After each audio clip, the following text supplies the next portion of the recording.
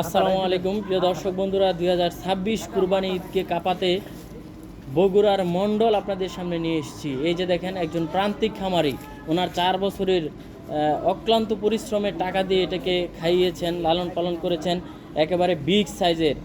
এই খামারির দাবি এই ষাঁড় গরুটা 1 টন প্লাস। আসসালামু আলাইকুম। ওয়ালাইকুম সালাম। কেমন আছেন? ভালো।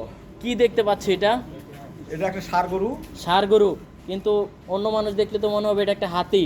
অন্য মানুষ যারা দেখেনি তারাই বলবে হাতি। আচ্ছা, আমি পালি কত বছর ধরে পালেন? 4 বছর। 4 বছর।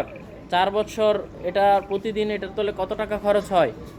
খরচ খুব একটা বেশি হয় না, 500-700 টাকা। 500-700 টাকা।